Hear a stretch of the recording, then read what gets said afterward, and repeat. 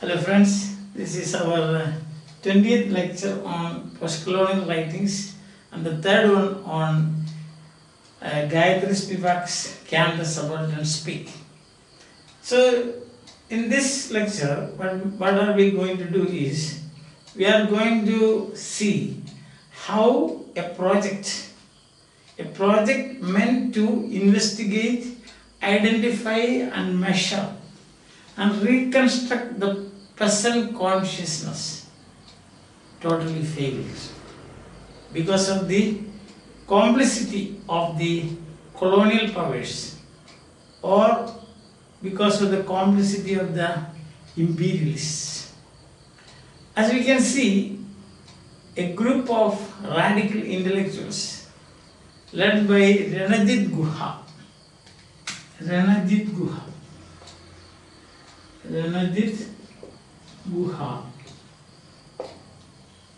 This is called the Subaltern Studies Group.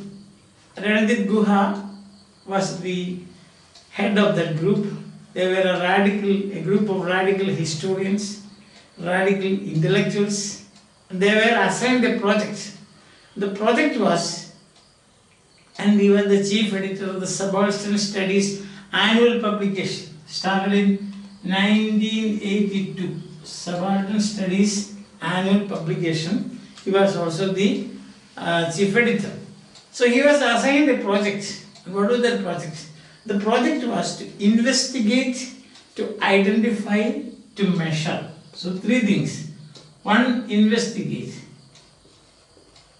And second, to identify. And third, to measure. Measure what? The peasant consciousness. The peasant consciousness. The peasant consciousness. And their role in the struggle for independence or in the history of India, in the development of nationalism and a national consciousness. Their role, what role they played, what role did they play in the development of Indian nationalism and also Indian national consciousness. Understand? So that is the project. Now what happened is that, his findings were interesting, the way he proceeded.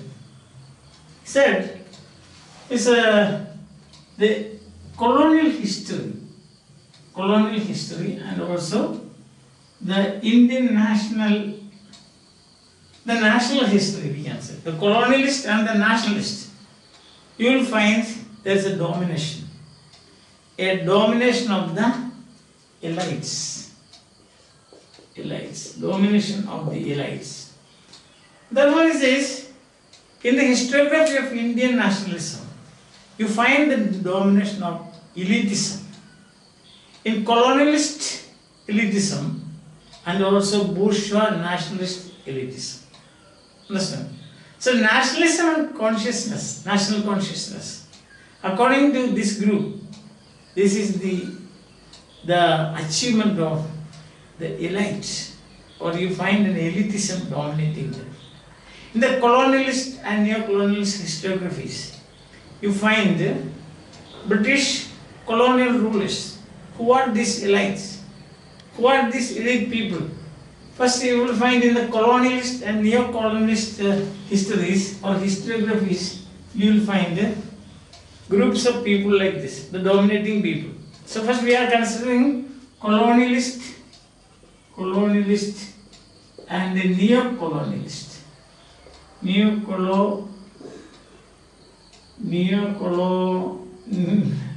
Colonialist historiographies, what we find is that it is dominated by British colonial rulers. So this is why in this we should understand the colonialist and neo-colonialist historiography. And this is dominated by first British colonial rulers. So they are the people who contribute to the Indian nationalism and also Indian national consciousness. That's what it says. Second, administrators. There is British administrators. British administrators. And third, we have got the British administrators, their policies and institutions and their policies and institutions, their policies, institutions and their institutions and their cultures and their culture. That is. So if you go through their findings of Guha, Ranjit Guha and this group is the colonialist and neo-colonialist historiography. You find this achievement, Indian nationalism and also national consciousness. This is done by these people, that is British colonial rulers, administrators, their policies, British policies, British institutions and British culture. Understand? That is one step. The other is, if you read national and neo-nationalist, nationalist and neo-nationalist historiographies, what do you find? This is stage 2. Nationalist and neo-nationalist. Neo-nationalist historiographies, what do you find? Who are responsible for this development of Indian nationalism and also Indian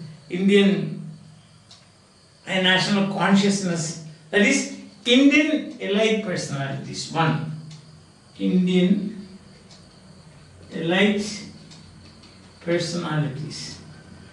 That is like, Gopalakrishna Gokhale, isn't it? Then you have got Rajaram Mohan Roy, such people. Then you have got Rajendra Prasad, Pandit Jawaharlal Nehru, Mahatma Gandhi. So this you can say they are the Indian elite personalities. Then Indian institutions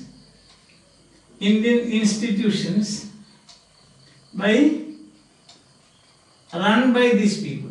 Indian institutions. Second, Indian institutions. Third, you find the activities of these people. Activities of these people, and also ideas given by these people. So you have got two historiographies. One is colonial and neo-colonial. So all the credit is given to foreign, the British people. Then you have got nationalist and neo-nationalist. All the credit is given to this Indian national or Indian elite personalities. Understand? But where is the role of subaltern groups here? They have no role. Silence. As far as their role is concerned, it is silence. You have to read in between lines. But actually, we can see that nothing has been mentioned, except that they say that there is a very strong, with great vigor and with autonomous power, these subaltern people, the subalterns, the non-elites, you can say, they contributed to the Indian nationalism, and that's a general way, very vague way of stating like that.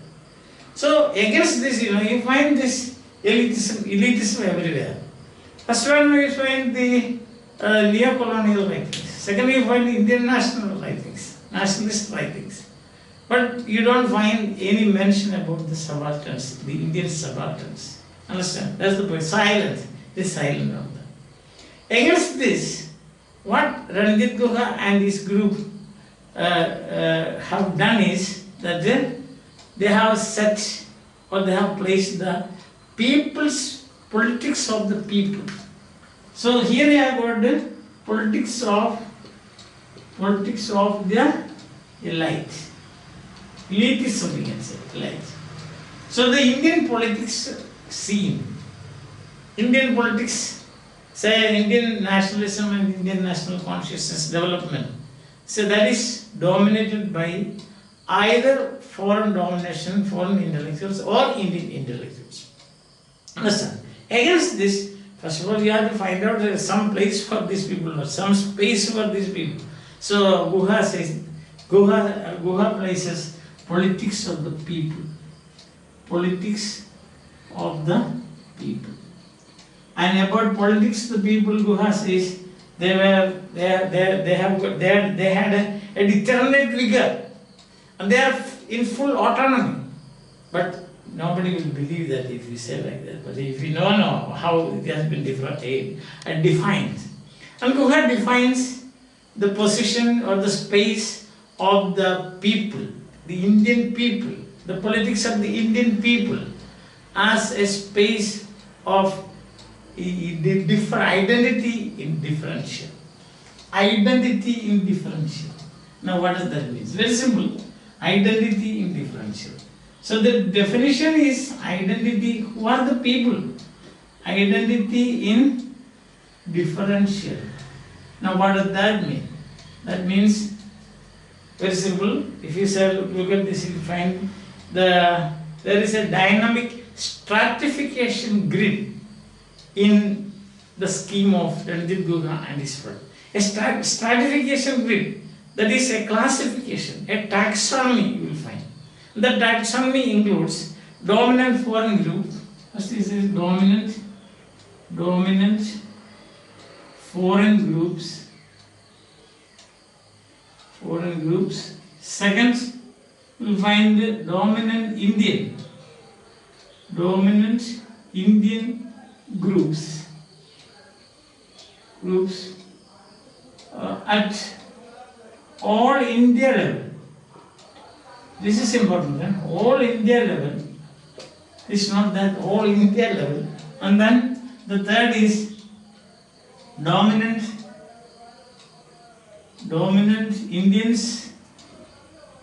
Indian groups or Indian people at local and regional level. Local and regional level. Now, all the three groups together you can say elite. They are elite. Now, what does he say? Difference, identity in differential. Guha says that you take the total population of India. Total population in India minus these three groups, elites. These three elites. That is the people. That is the identity of the people. Or people and subaltern, Guha is using synonymous. So, who are the subalterns in India? That is identity in differential. Now let's say I further explain it like this. Suppose there are 100, you are taking 100 people. And of this dominant foreign is 20 plus dominant Indian is another 20 plus dominant Indian groups on the local and regional level is another 20. That means altogether 60. You have total population is 100 minus this elite 60. What you get is 40. This 40 is the identity in differential or the people. This is people, 40. That's a model I just worked out for you. So in other words, what he says is the demographic difference. That is the total population of India if you take. And minus the elite, what will you get? You will get the people. That means they don't have an identity of themselves. Their identity is in differential. They stand in differential identity to the elite population of India. Understand? So that itself shows that the subaltern has no identity, the subaltern cannot speak. Can the subaltern speak? Answer is the subaltern cannot speak. In this context also you can see like that. So as we have seen domination in the then another point you have to see is the third group of people here. See that they are an indeterminate and in between people. What is the third group? First one is of foreign. First is foreign dominant.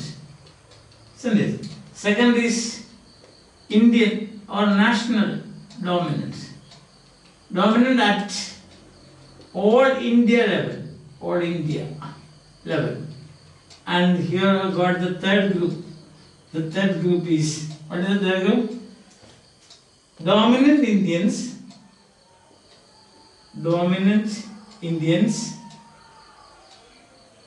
at local and regional level.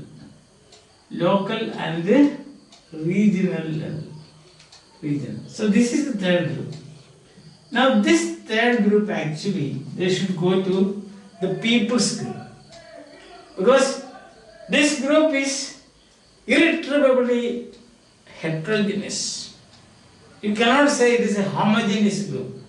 As to quote Spivak herself, this is an irretrievably, what you should say, the heterogeneous group. Because this group includes, you can see, the lowest strata of rural gentry. The lowest strata of the rural gentry. Then you will find impoverished landlords, landowners, very poor now, but someday they became very poor. So they also will definitely come into the group of the subalterns, no? Important landlords. Some rich peasants, not landlords, but rich peasants. Some rich peasants. And finally you have got the upper middle class peasants. The upper middle class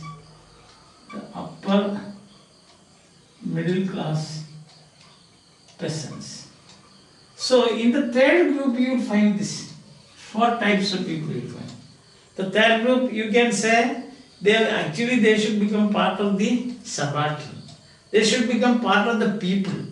And then what happens is, within this we have already seen, as I have quoted from Spivak, that it is irretrievably heterogeneous group.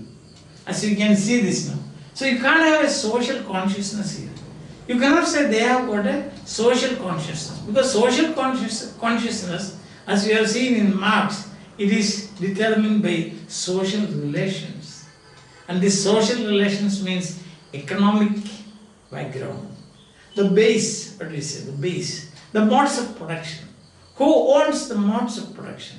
The modes of production, land, capital, then marketing, value, surplus value, profit, then investment, all these things come under that. So if you want, even according to Marx, your consciousness is not determined by you, but your consciousness is determined by economic factors. In that case, you can see you have got 4 types of people here. With 4 different types of life that they are leading. Their economic background is different. As you can see, the economic background of the lowest strata of the rural gentry, different from the impoverished landlords. Once upon a time, they were landlords, but not now. And then the rich peasants, another. So the upper middle class. So that's what he said. Their consciousness is utterly, irretrievably heterogeneous. So you cannot say they are a group. You cannot say that they are subaltern. They are subaltern in that, as far as their interest is concerned. They have got various interests. So here what happens is, the very definition, the very project has totally failed. That's what he said. The project is for investigating, identifying, measuring and reconstructing the peasant consciousness. How can there be a consciousness when it is irretrievably heterogeneous? Because of this reason. So for one thing, what we should understand that the identity and differential of the people, that itself is wrong. Because this third group here, first is foreign dominant, second is Indian dominant at all India level, third is local and regional, that is heterogeneous, and they should actually become part of this people, or the subaltern, and they don't have a consciousness of that. So how can they speak? They cannot speak. Can the subaltern speak? Again, the answer is no. It's not only, this is a kind of, you can say imperialist, this imperialist project itself is a violent epistemic violence. Understand? The violence of the epistemic, you can say. Because what have they done is that after they have been given a project like this to investigate, to measure and all those things. Finally, they have no idea who are the, but in which space will you fix this subaltern? They have no idea. Understand? Another criticism of this group is, this is essentialist in nature. Their approach is essentialist. Essentialist. That means opposite of heterogeneous. So they think that everybody is the same. The subaltern means it's a group, it's a homogeneous group. They have their own consciousness. So they can represent themselves. Understand that? No, there is no need for anybody else to romanticizing also. It's a romanticizing and is essentialist. Secondly, Ajit K. Chowdhury. Ajit K. Chowdhury, you might have heard of this now. Ajit K. Chowdhury, a West Bengali Marxist. He has said that this is taxonomy. Essentialist and taxonomic.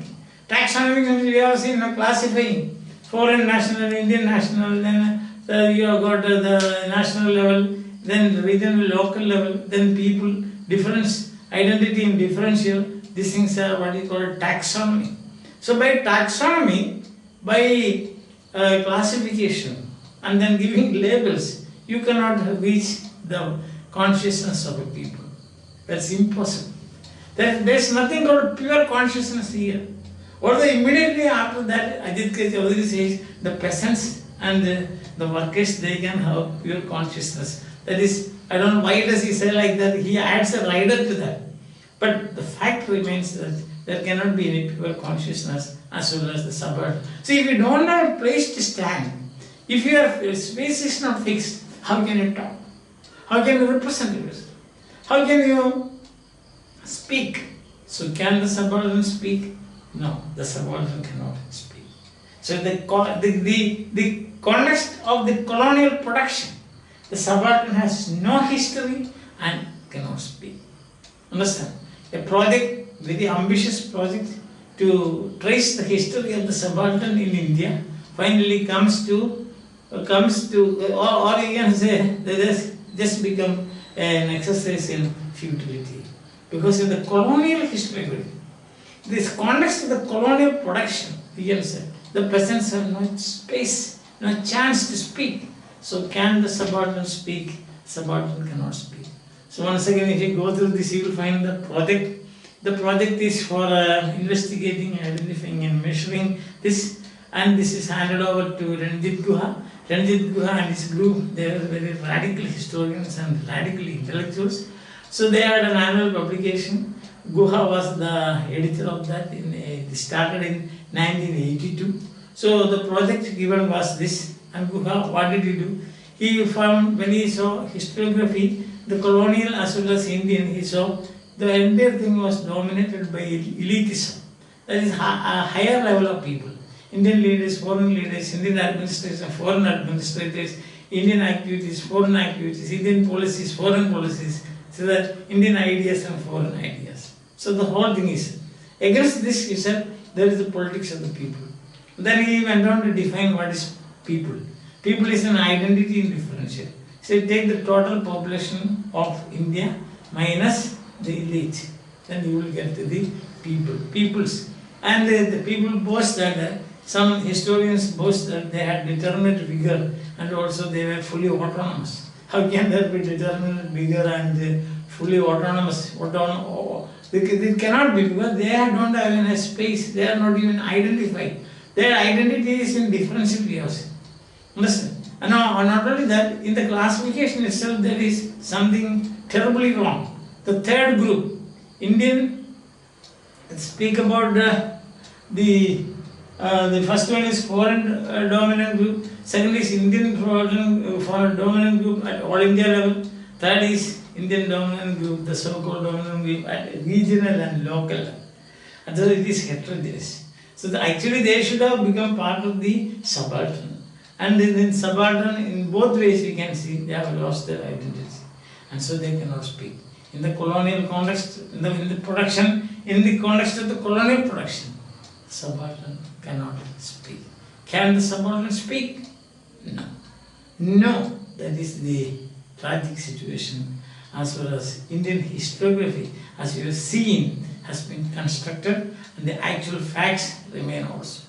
Understand? So, I hope you have followed why the subaltern is unable to speak, unable to represent themselves, unable to present, that is not as we have seen, not proxy presenting, but placing themselves in front of the authorities to claim their rights, to claim their power.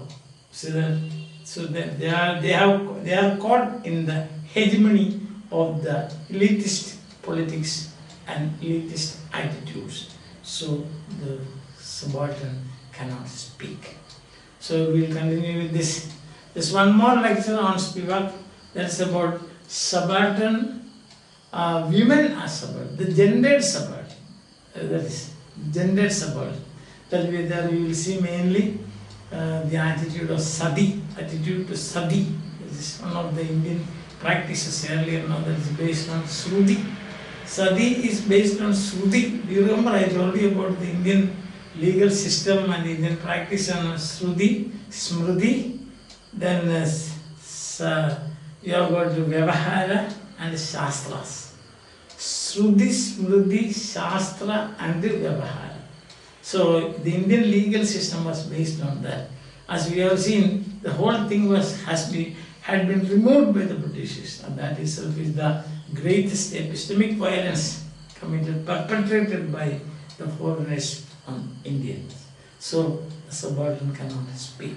So we will see in the next class the attitude of sati. What is sati? What is the importance of sati? What the Rigveda and the Shastras say about sati? What is the attitude of the Indians? What was the attitude of the British people? And what is the religious significance of that? And whether a situation like this, can the subaltern as women, can they speak? There also you will find the question mark today. Today we will put the question mark. Tomorrow we will try to answer that. Till then, bye.